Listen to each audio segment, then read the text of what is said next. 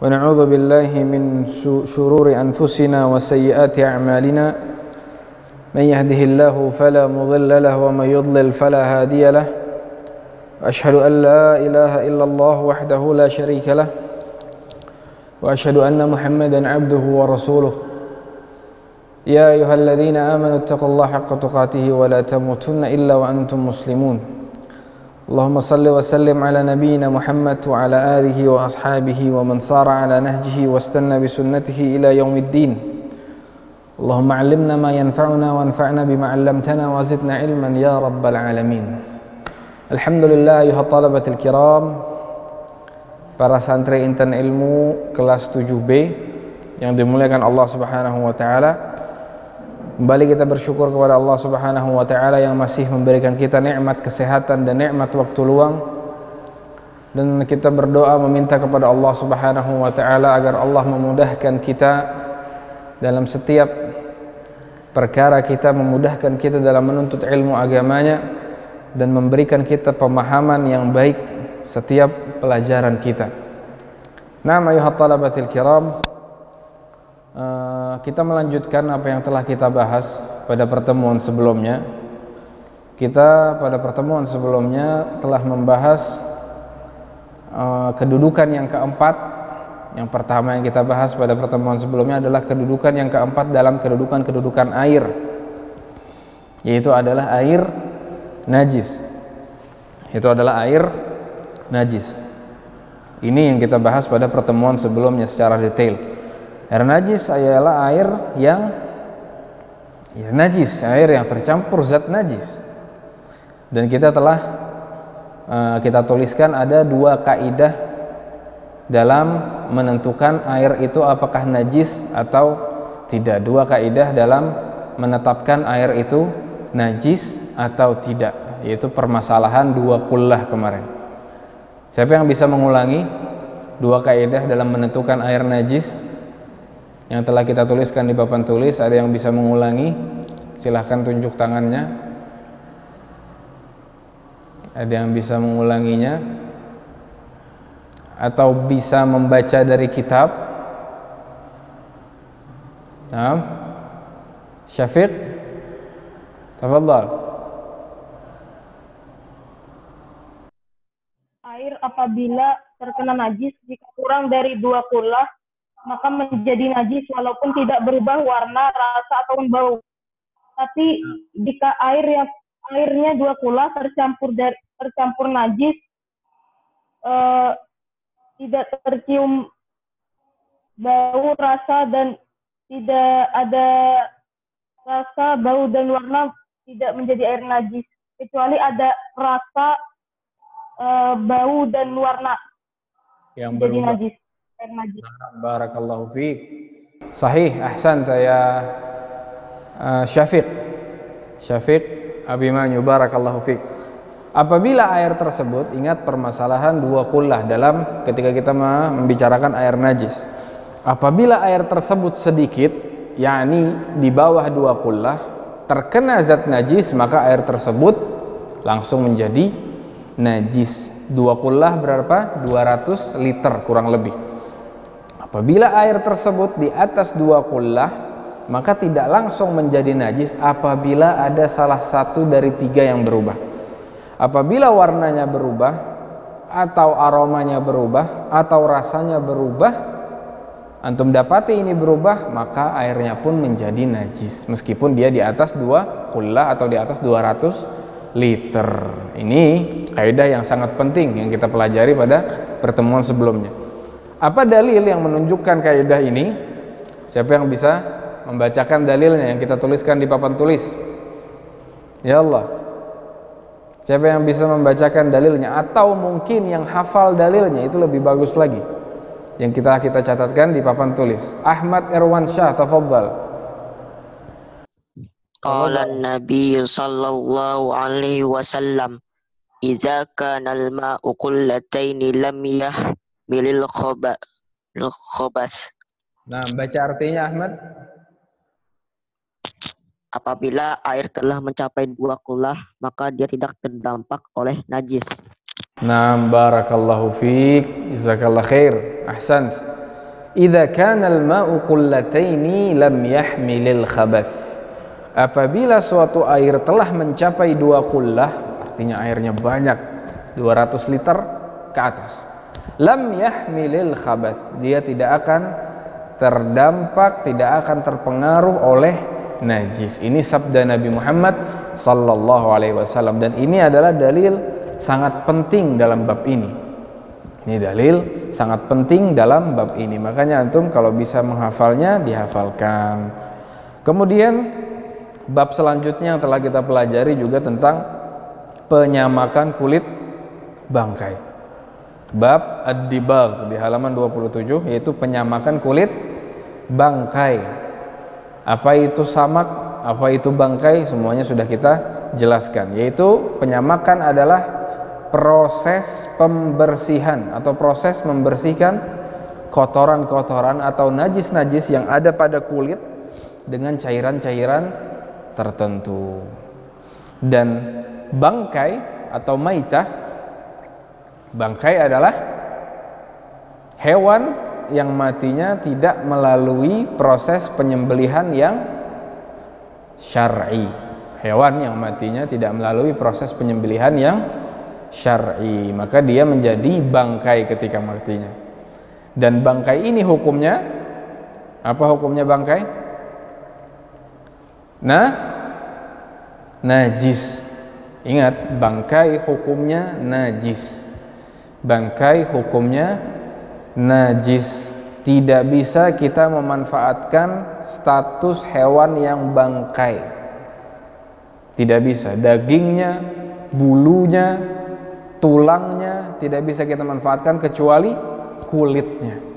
Kecuali kulitnya bisa kita manfaatkan dari hewan yang bangkai tadi, kita ambil kulitnya kemudian disamak terlebih dahulu. Itu dengan cara menyamaknya terlebih dahulu, atau dalam bahasa Arab ad-dibagh. Ad-dibagh. Ketika sudah disamak, barulah kulitnya tadi menjadi suci. Ingat, hanya kulit yang bisa disucikan dari bangkai. Ini makanya kemarin kita telah membaca wajuludul mayyitati di halaman 27, kata penulis wajuludul mayyitati tathuru bid-dibaghi illa jildal kalbi wal khinziri wa ma tawallada minhuma aw min ahadihima. Ingat, lihat dalam halaman 27, kulit bangkai binatang bisa menjadi suci. Artinya bangkai sebelumnya tidak suci. Sebelumnya bangkai itu adalah najis. Itu makanya kata Allah Subhanahu wa taala di dalam Al-Qur'an surat Al-Maidah, hurrimat 'alaikumul maitah. Hurrimat 'alaikumul maitah. Ana tuliskan di dalam Al-Qur'an surat Al-Maidah dalam permasalahan bangkai. Qala Allah taala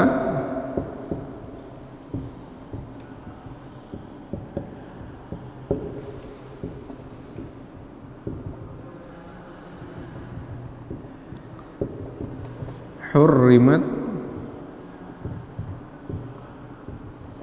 'alaikum al-maitah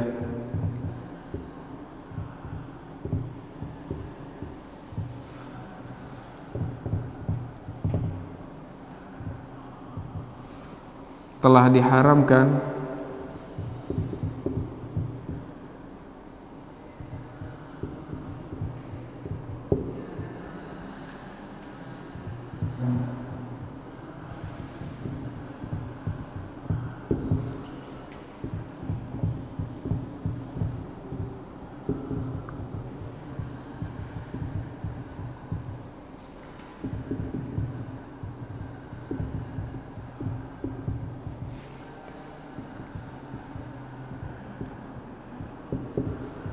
Allah Subhanahu wa taala berfirman di dalam Al-Qur'an, hurrimat 'alaikumul maitah.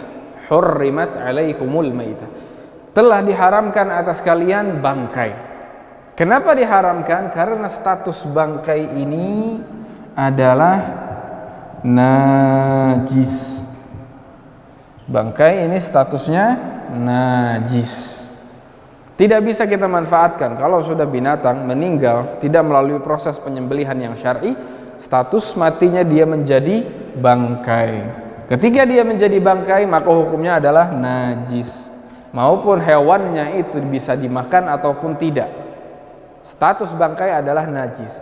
Apa yang kita bisa manfaatkan dari bangkai? Kulit. Ini yang bisa kita manfaatkan dari bangkai adalah kulitnya. Dengan cara apa?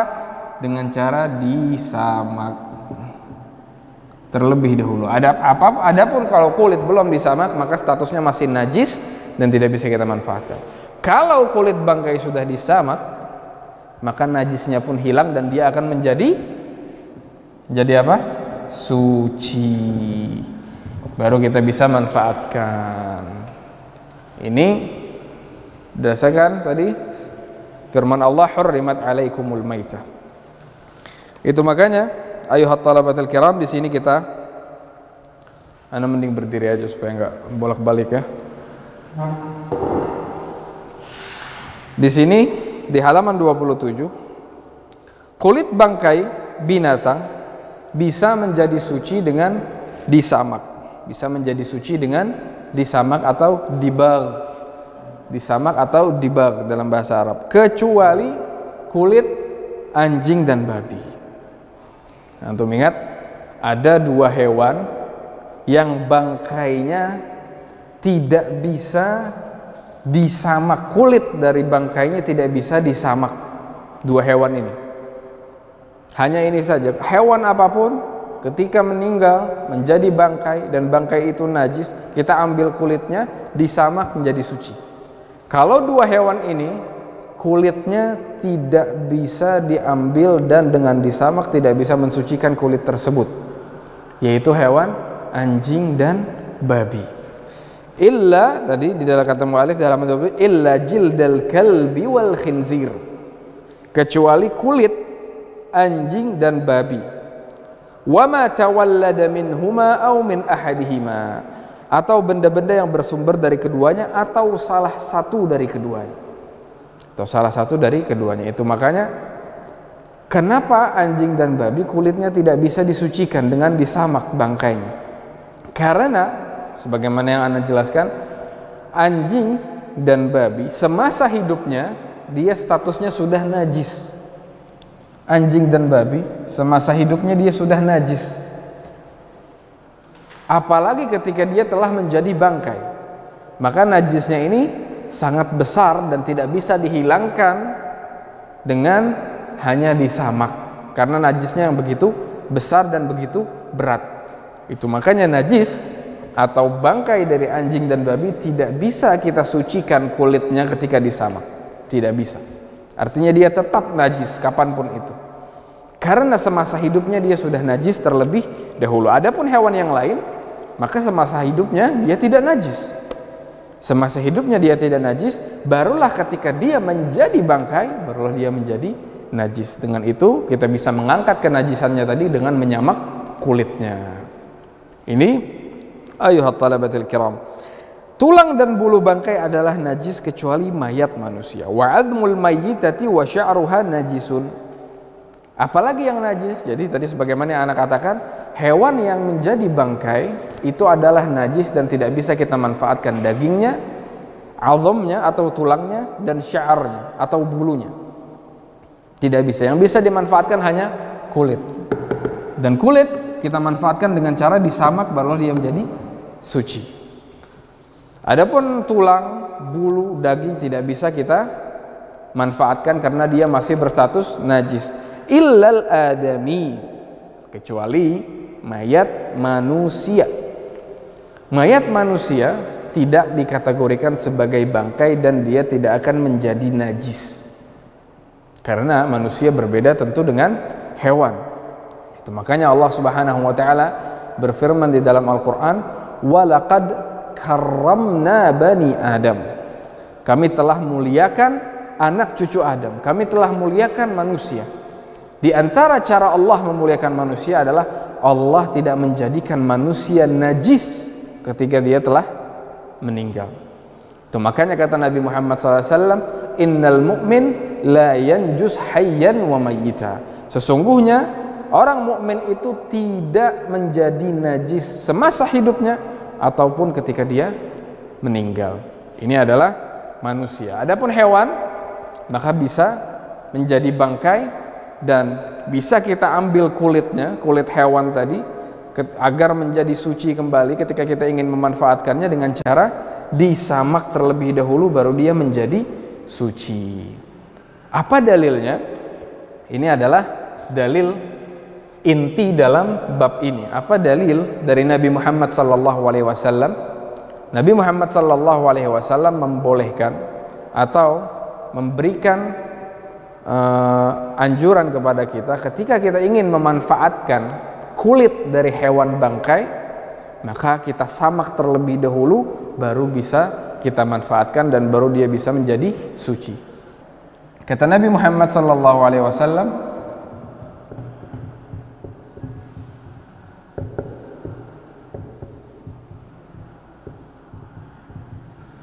qala an-nabiy sallallahu alaihi wasallam, kata Nabi Muhammad SAW,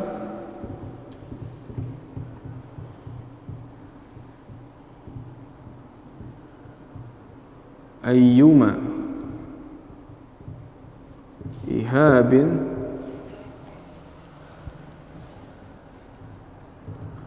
dubigha faqad tahura.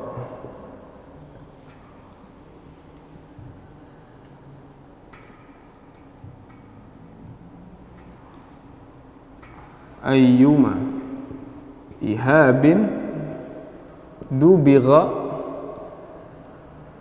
faqad tahura. Ini kata Nabi Muhammad SAW, dalil yang berkaitan tentang bab kita pelajari sekarang, penyamakan kulit hewan bangkai. Ayyuma ihabin dubigha faqad tahura.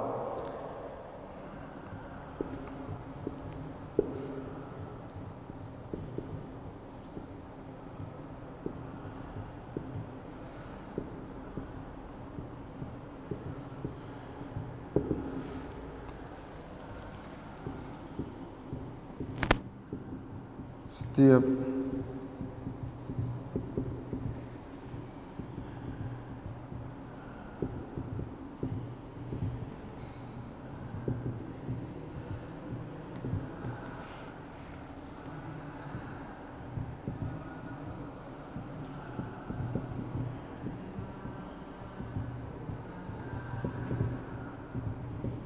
ini dalam sebuah hadis Nabi Muhammad SAW mengatakan ayyuma ihabin dubigha faqad tahura. Setiap kulit yang telah disamak maka dia menjadi suci. Ayyuma artinya adalah setiap atau apapun. Ihab artinya adalah kulit. Ihab artinya kulit. Ihab artinya kulit. Atau bisa juga kata lain dari ihab adalah jildun. Nah, kita sekalian membahas sedikit kosakata dalam bahasa Arab. Di antara kata lain dari ihab ada juga jildun yang juga artinya kulit. Dubigha yaitu disamak, dabagha yadbughu, dubigh artinya disamak dari kata dibagh. Faqad tahura. Faqad artinya artinya maka, qad artinya telah, maka dia telah menjadi tahura, suci. Jadi setiap kulit apapun yang telah disamak maka dia menjadi suci. Ini kata Nabi Muhammad SAW. Dari sinilah para ulama menyimpulkan kulit, maksudnya di sini adalah kulit bangkai. Kulit bangkai yang telah disamak dia bisa kita manfaatkan setelah dia menjadi suci dengan cara tadi disamak. Ini adalah dalil yang sangat inti dalam bab penyamakan kulit bangkai. Dalilnya pendek-pendek yang kita bahas insyaallah. Jadi tidak merepotkan antum. Dalilnya pendek-pendek, insyaallah tidak merepotkan antum. Nah, yang mau dicatat silakan dicatat dulu.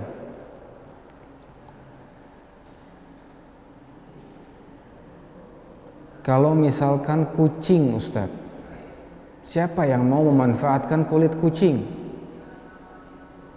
Siapa ini yang bertanya? Habibi Zaki. Ada mana Habib Zaki? Nah, apapun kulitnya, selama itu tidak semasa hidupnya hewan tersebut tidak najis, ketika dia menjadi bangkai, kalau misalnya antum ingin memanfaatkan kulit kucing juga, maka bisa antum manfaatkan kulit tersebut ketika antum telah berhasil menyamaknya terlebih dahulu, baru dia menjadi suci. Akan tetapi siapa di zaman sekarang yang memanfaatkan kulit kucing? Anda belum pernah mendengar orang memanfaatkan kulit kucing. Yang biasa dimanfaatkan kulit sapi ada, atau kulit domba misalnya ada. Akan tetapi kalaupun antum memiliki rencana di masa depan memanfaatkan kulit kucing, maka boleh, silakan. Melalui disamak terlebih dahulu. Nah, jelas? Ada pertanyaan sebelum kita lanjutkan? Hal min soal sebelum kita melanjutkan ke bab selanjutnya. Ada pertanyaan? Hadis yang pertama agak kurang jelas. Penanda yang di atas, yang mana? Yang pertama yang mana ini? Yang ini maksudnya? Naam? Hurrimat alaikumul maitatu. Ini ayat. Ini ayat di dalam Al-Qur'an, bukan hadis. Ini ayat di dalam Al-Qur'an, bukan hadis. Ayat tentang pengharaman bangkai. Ayat tentang pengharaman bangkai.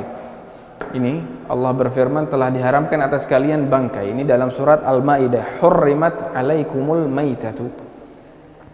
Qala Allah Ta'ala. Ini Allah yang bersabda. Ini Allah yang berfirman. Kalau ini sabda Nabi Muhammad sallallahu alaihi wasallam. Jelas Muhammad Syamsi? Nah, yang penting itu dalil inti pada pembahasan kita kali ini. Ayyuma ihabin dubigha faqad tahura. Ayyuma ihabin dubigha faqad tahura. Naam. Kalau tidak ada pertanyaan, ada lagi? Masya Allah. Apa binatang haram selain anjing dan babi seperti kulit buaya boleh disamak? Nah, ini pembahasannya beda lagi. Nih, ana beri kaidah. Bangkai yang menjadi najis itu hanya bangkai hewan darat. Bangkai yang menjadi najis itu hanya bangkai hewan darat. Adapun bangkai hewan air itu halal untuk dikonsumsi. Paham tuh? Bangkai hewan air tidak perlu antum samak-samak kulitnya. Bangkai hewan air itu halal untuk dikonsumsi. Itu makanya kata Nabi Muhammad sallallahu alaihi wasallam dalam sebuah hadis, Nabi Muhammad sallallahu alaihi wasallam pernah ditanya oleh salah seorang sahabat, "Ya Rasulullah, sebagaimana yang Anda jelaskan pada 7 macam air yang pertama, 7 macam air yang bisa digunakan untuk bersuci dalam bab air laut." Salah seorang sahabat bertanya, "Wahai Rasulullah, kita lagi berada di laut. Kita tidak membawa air lebih kecuali hanya untuk minuman kita. Apabila kita meminum air ini, wahai Rasulullah, apabila kita menggunakan air tersebut untuk bersuci, maka kita pun akan kehausan, kita tidak bisa untuk meminum." Kata para sahabat ini bertanya kepada Nabi Muhammad SAW, "Apakah kita boleh, wahai Rasulullah, berwudu dengan air laut?" Kata Nabi Muhammad SAW, "Fil bahri huwa at-tahuru ma'uhu al-hillu maitatuhu." Di laut ini airnya tahur, airnya suci lagi mensucikan. Artinya kita boleh berwudu dengan air laut, bersuci dengan air laut. Al-hillu maitatuhu, kata Nabi. Dan bangkai-bangkainya pun halal, dan bangkai-bangkainya pun halal.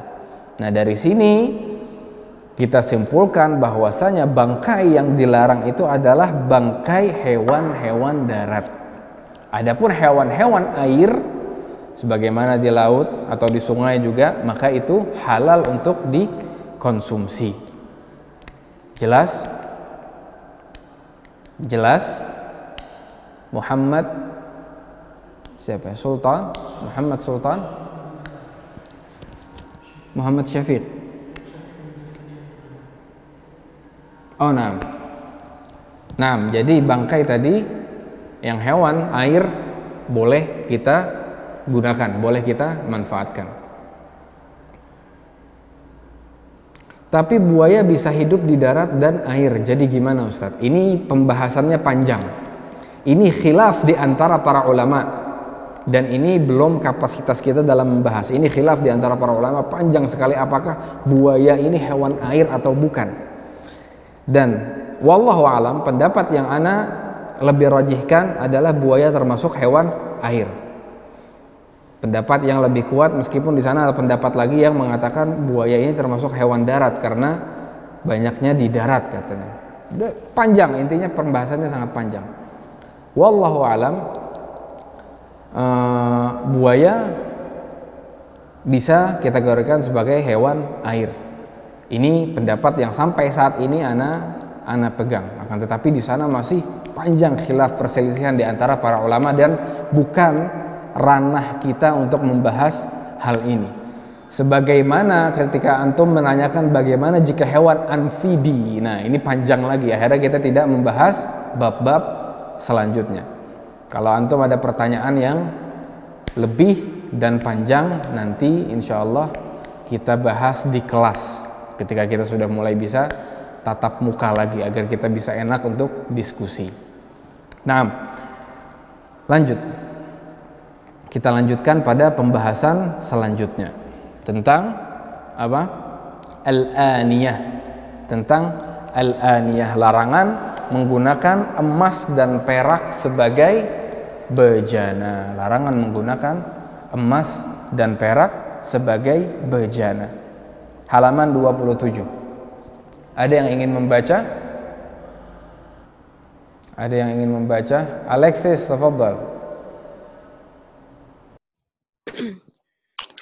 ولا يجوز استعمال أواني الذهب والفضة ويجوز استعمال غيرهما من الأواني. Nah. Tidak boleh menggunakan bejana wadah emas dan perak dan boleh menggunakan bejana selain keduanya. Nah, larangan menggunakan, barakallahu fiik Alexis, jazakallah khair. Larangan menggunakan emas dan perak sebagai bejana. Larangan menggunakan emas dan perak sebagai bejana. Kata muallif di sini Qadhi Abu Syuja', wala yajuzu isti'malu awani adh-dhahabi wal fiddah wa yajuzu isti'malu ghairihima minal awani. Tidak boleh menggunakan bejana atau wadah yang terbuat, maksudnya yang terbuat dari emas dan perak, dan boleh menggunakan bejana selain keduanya.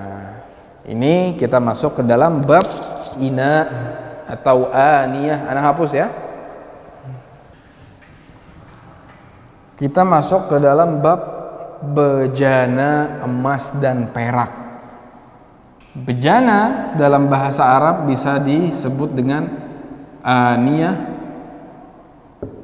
aniyatun, atau bisa juga disebut dengan inaun, aniyatun, inaun, atau ina. Yang jamaknya adalah awani. Awani artinya bejana atau wadah. Aniyatun atau inaun jamaknya adalah awani. Karena setiap kata benda di dalam bahasa Arab itu ada yang kata tunggalnya, ada yang jamaknya. Jamak itu adalah 3 atau lebih. Ketika antum menyebutkan qalam misalnya, qalam ini adalah bentuk tunggal dari pulpen, yang artinya pulpen. Ketika pulpen itu banyak, maka dia akan menjadi aqlam. 3 atau lebih pulpen kita sebut aqlamun. Sama seperti kursiyun, satu kursi, satu buah kursi. Ketika kursinya itu banyak, 3 atau lebih, maka dikatakan karasi. Nah, begitu juga dengan di sini bejana. Ada 2 di sini penyebutannya, kata mufradnya, kata tunggalnya yaitu aniyatun, bisa juga inaun, jamaknya adalah awani, yang mana itu adalah bejana atau wadah. Apa itu bejana? Apa itu ina? Bejana adalah sebuah wadah. Meskipun wadah ini kita gunakan untuk menampung air kah, untuk meminum, atau untuk menaruh makanan. Bisa jadi wadah ini berupa ember, berupa gelas, berupa mangkok, berupa piring, berupa bak mandi, atau apa lagi, berupa baskom, dan lain sebagainya. Itu semua adalah ina. Semua yang digunakan untuk menampung suatu benda bisa dikatakan ina, seperti ember, bak mandi, gelas, piring, dan lain sebagainya. Nah, Nabi Muhammad SAW melarang kita untuk menggunakan bejana atau wadah dari emas dan perak. Dari emas dan perak. Emas bahasa Arabnya adalah zahabun, bukan zahaba. Zahaba yadhabu, kalau kata kerja itu artinya adalah pergi. Artinya adalah pergi. Kalau di dalam kata benda zahabun artinya adalah emas. Ini untuk menambah kosakata antum dalam bahasa Arab. Ada juga fiddah. Fiddatun artinya perak atau silver. Nah, Nabi Muhammad SAW melarang kita menggunakan bejana-bejana yang terbuat dari zahab dan emas. Tidak boleh kita gunakan. Haram. Tidak boleh kita gunakan. Gelas dari emas, mangkuk dari emas, ember dari emas. Misalnya sebagian antum mungkin ada yang sultan, biasa menggunakan bak mandi dari emas dan lain sebagainya. Maka Nabi Muhammad SAW melarang, tidak boleh kita gunakan.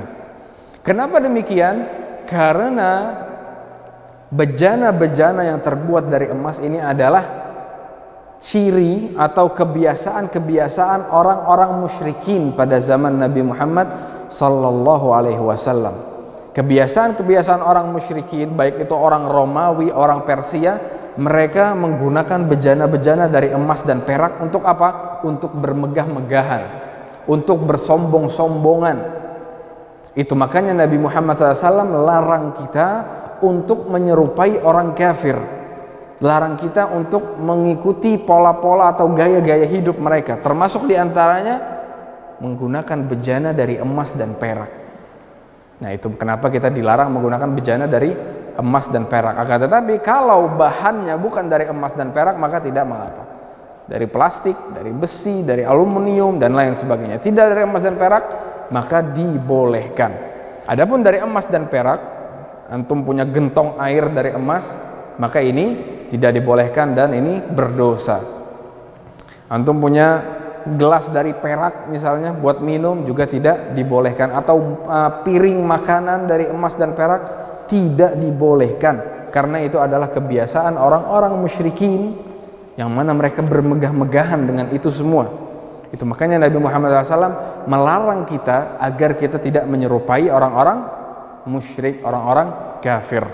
Ini sebagaimana hadis Nabi Muhammad SAW. Ada dalam sebuah hadis, kita lihat di halaman 28 di dalam footnote-nya, di dalam footnote. Tahu footnote, catatan kaki. Di dalam catatan kaki di halaman 28 kata Nabi Muhammad SAW dibaca ya. Hadis yang diriwayatkan oleh Imam Bukhari dan Muslim, yang diriwayatkan oleh sahabat Hudzaifah ibnul Yaman. Dia berkata, saya mendengar Rasulullah SAW bersabda, Kata Nabi Muhammad SAW, la talbasul harira walad dibaja. Jangan kalian memakai sutra, karena sutra juga dilarang bagi kita. Kemudian intinya di sebelahnya ini adalah larangan dari Nabi Muhammad SAW untuk mengenakan bejana yang terbuat dari zahab dan fiddah. Kata Nabi Muhammad SAW, la tashrabu fi aniyati zahabi wal fiddah wa la ta'kulu fi sihafiha fa innaha lahum fid dunya wa lana fil akhirah. Kata Nabi Muhammad SAW, janganlah kalian memakai sutra. Tadi yang pertama, la talbasul harir.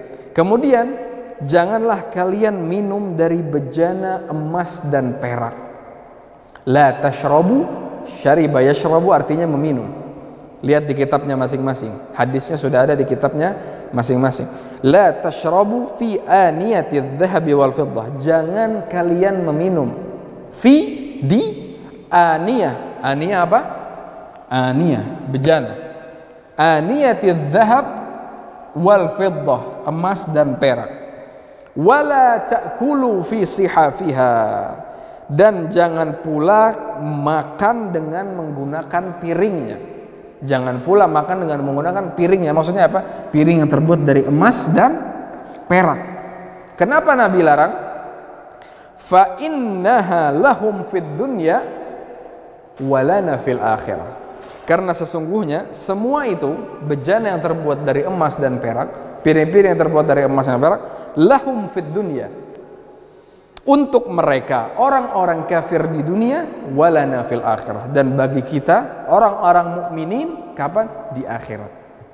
Artinya memang ini adalah kebiasaan orang-orang kafir pada zaman Nabi. Di dunia mereka menggunakan bejana-bejana dari emas, dari perak untuk bermegah-megahan, untuk bersombong-sombong. Itu makanya Nabi larang kita untuk menyerupai orang kafir. Fa innaha lahum fid dunya. Karena semua itu, kata Nabi, bagi mereka orang-orang kafir di dunia, walana fil akhirah. Dan bagi kita nanti akan menggunakannya kelak di akhirat. Kita tidak boleh menggunakannya di dunia, karena nanti kita akan menggunakannya di akhirat. Kenapa Nabi larang kita gunakan di dunia? Karena itu adalah ciri-ciri atau kebiasaan-kebiasaan orang kafir lakukan di dunia. Dan kita diperintahkan oleh Nabi Muhammad SAW untuk menyelisihi orang-orang kafir, untuk menyelisihi orang-orang kafir dalam apapun itu. Dalam apapun itu. Tidak hanya dalam masalah bejana saja, dalam masalah gaya hidup, juga dalam masalah berperilaku, juga dalam masalah merayakan hari raya dan lain sebagainya. Ketika kita meniru-niru orang kafir, maka ini adalah perbuatan yang dilarang oleh Nabi Muhammad SAW. Kata Nabi apa? Man tashabbaha biqaumin fahuwa minhum. Barang siapa yang menyerupai suatu kaum, maka dia termasuk golongan dari kaum tersebut. Orang kafir misalnya mengadakan perayaan hari tahun baru. Orang kafir merayakan hari Valentine dan lain sebagainya, hari-hari kebanggaan mereka, hari-hari perayaan mereka. Kemudian kita sebagai orang Islam ikut merayakan juga, ikut merayakan perayaan mereka, maka kata Nabi kita pun termasuk dari golongan mereka. Itu makanya kita dilarang mengikuti orang-orang kafir. Termasuk cara berpakaian, cara potongan-potongan rambut misalnya. Kita ikuti cara-cara gaya rambut pemain-pemain bola yang kafir, maka tidak boleh.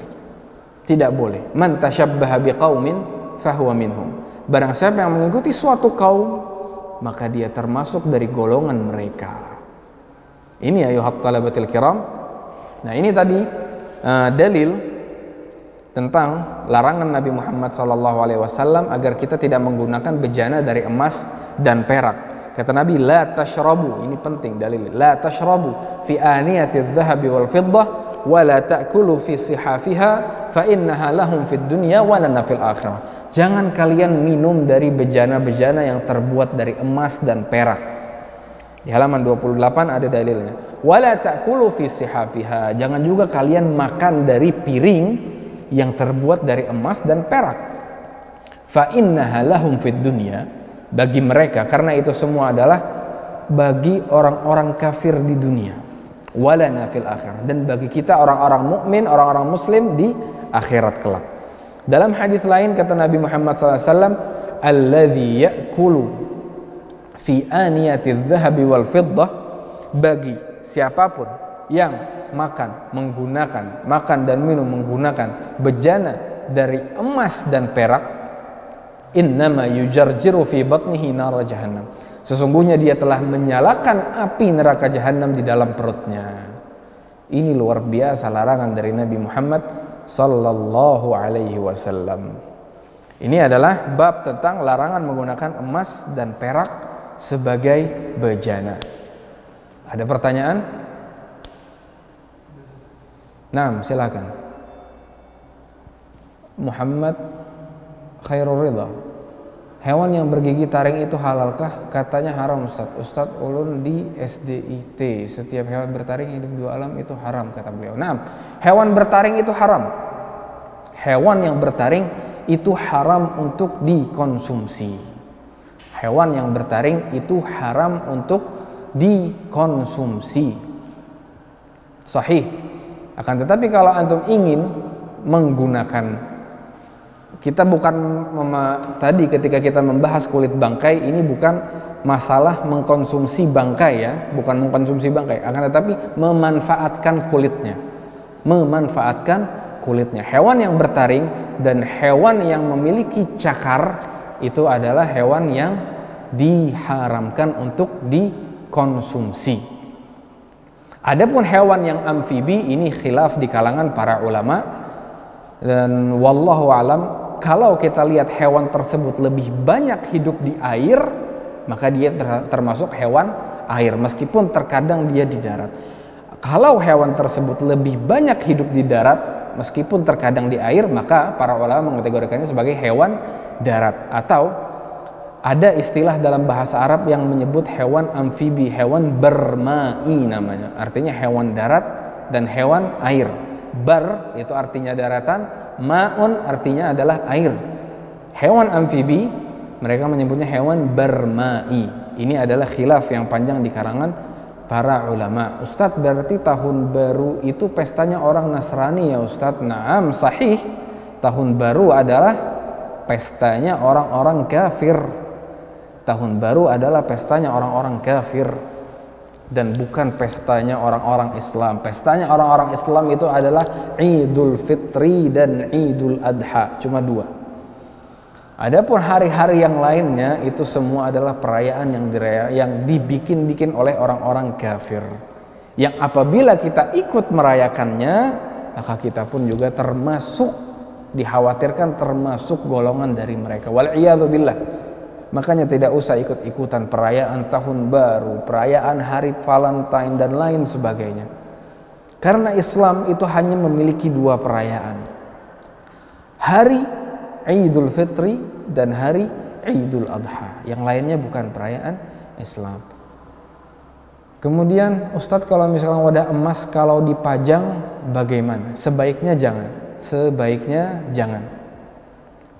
jangan. Meskipun tidak mengapa, akan tetapi ketika kita memajang ini ada kesan bermegah-megahan.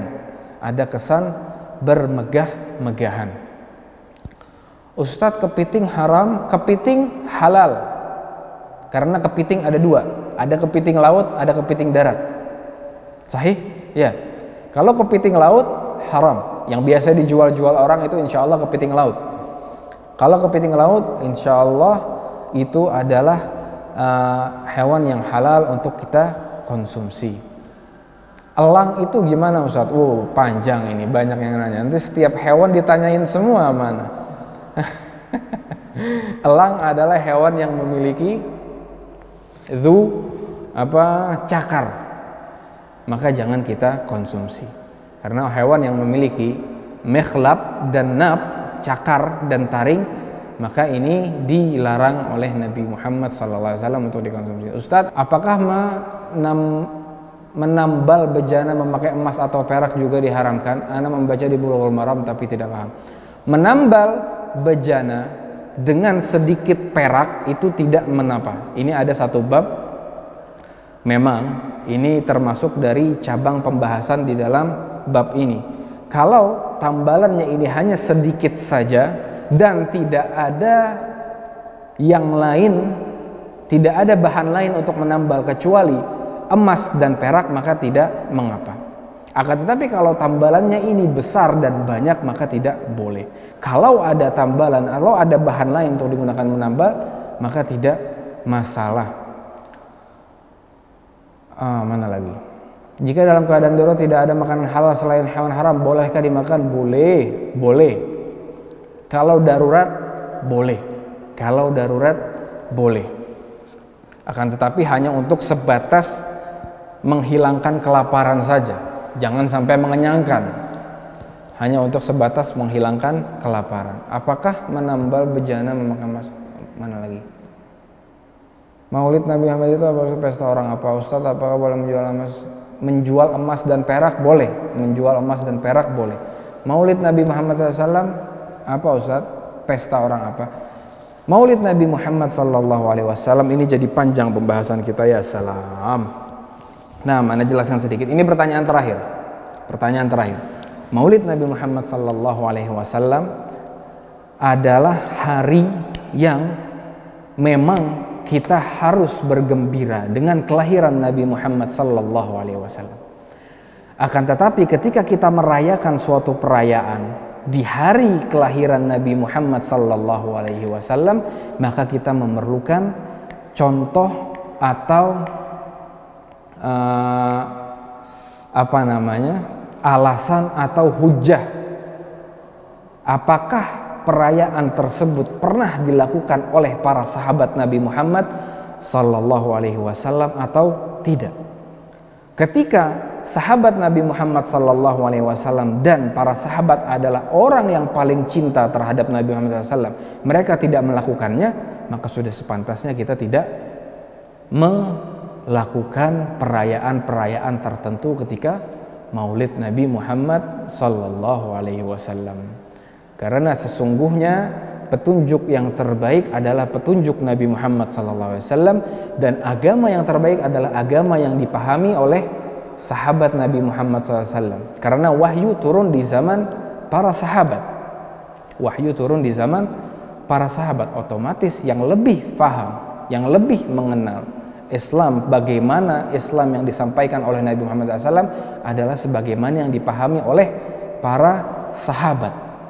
Ketika para sahabat tidak merayakan hari tersebut, maka kita pun mencukupi apa yang dilakukan oleh sahabat radhiyallahu alaihim ajma'in. Nah, sampai sini jelas? Tayyib, kita lanjutkan. Kita lanjutkan ke 3 menit lagi. Assalam. 3 menit lagi. Nah, hukum bersiwak. Hukum bersiwak mungkin akan kita baca saja. Hukum bersiwak.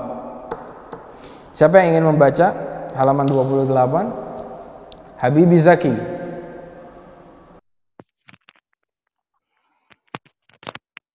Wasiwaku mustahabbu fi kulli halin illa ba'da zawali lis-shaimi wa huwa fi salasati mawadhi'a ashaddu istihbaba inda taghayyuril fami min azmi wa ghairihi wa indal qiyami minan naum. Nah, artinya bersiwak dalam kurung menggosok gigi itu disunahkan dalam segala keadaan kecuali setelah tergelincirnya matahari bagi orang yang berpuasa. Bersiwak sangat disunahkan sekali dalam 3 hal, yaitu 1. Ketika bau mulut berubah karena sudah terlalu lama tidak makan maupun minum dan selainnya. 2. Ketika bangun tidur. 3. Ketika akan mengerjakan sholat. Naam, barakallahu fiik, juzita khairan, ahsant. Hukum bersiwak kita akan membaca sedikit karena waktu tinggal sedikit saja.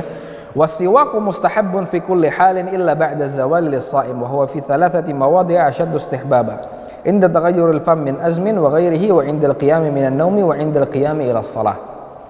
Bersiwak atau menggosok gigi itu disunnahkan dalam segala keadaan.